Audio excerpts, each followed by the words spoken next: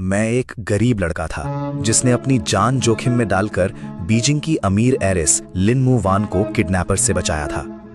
जब उसे उसके परिवार के पास वापस पहुंचाया गया तो उसकी दादी ने मुझे दो चॉइसेस दिए, या तो मैं लिन मू वान से शादी कर लूं या 10 मिलियन युआन लेकर हमेशा के लिए उनकी जिंदगी से निकल जाऊं। अगर ये मेरी पहली जिंदगी होती तो मैं प्यार में अंधा होकर शादी चुन लेता, लेकिन इस बार सब अलग था क्योंकि मैं दोबारा जन्म लेकर वापस आया था। पिछले जिंदगी में मैंने उसी लड़की के लिए दिन रात मेहनत की, कई जॉब्स की, उसे हर मुश्किल से बचाया, उसे अपनी दुनिया बना लिया। लेकिन जैसे ही वो अपने अमीर परिवार में लौटी, उसने मुझे अपनी जिंदगी का सबसे बड़ा दाग समझ लिया। उसे मुझसे नहीं, एक अमीर और दिखावटी लड़के जी बायांग से प्यार था। शादी के बाद उसने मुझे कभी अपना पति नहीं माना और आखिर में उसी ने मुझे एक ऊंची चट्टान से नीचे धक्का दे दिया।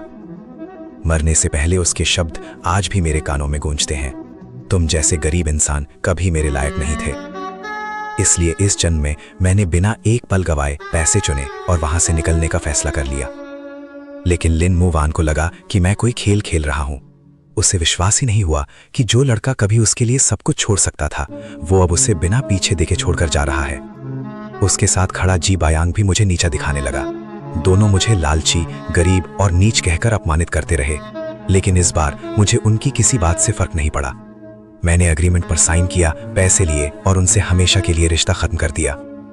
जब मैं अपने पुराने किराए के कमरे में लौटा तो वहां हर चीज मुझे पिछली जिंदगी की याद दिला रही थी।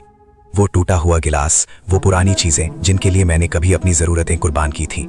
मैंने सब कुछ कूड़े में फेंक दिया, क्योंकि कुछ रिश्ते टूटने के बाद संभालने नहीं, छोड़ देने के लिए होते हैं।